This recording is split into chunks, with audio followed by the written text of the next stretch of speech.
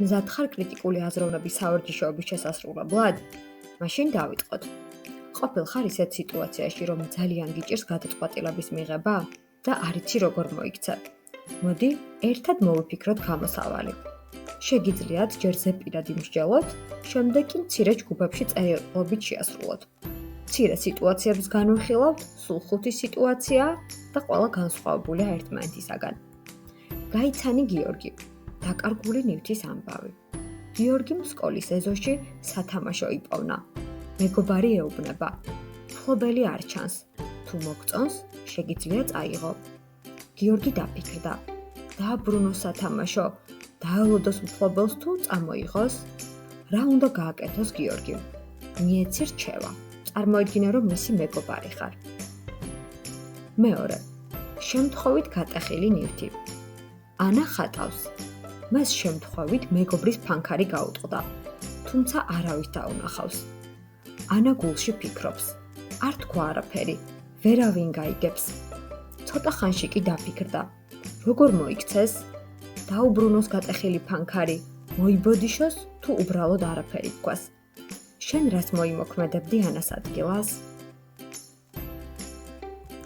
თუ გინდა, რომ დასაბეჭდი რესურსი იპოვნო, აუცილებლად მოგძებნე Facebook-ზე სახელით შენი სუპერძალა მსგავსი ლოგოთი და ამ სიტუაციების დასაბეჭდ ვერსიასაც იპოვნი. მესამე. საიდუმლო. ნიკამ თავის მეგობარს საიდუმლო გაუმხილა და დააყოლა. გთხოვ, არავის უთხრა. მეგობრის აზრით კი ამ საიდუმლოს შენახვა შესაძლოა ნიკასთვის საზიანო აღმოჩნდეს.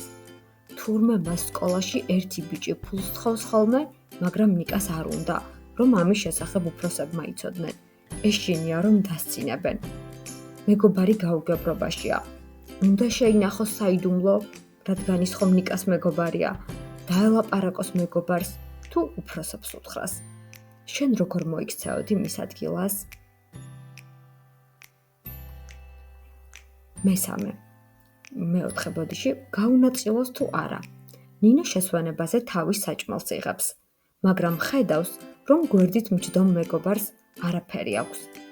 მეგობარი უყურებს მის საჭმელს, მაგრამ არაფერს ეუბნება.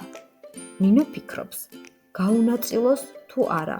მესაც რომ ერთი ცალი აქვს? შეკითხვა, რა უნდა გააკეთოს ნინომ? სიმართლის თქმა.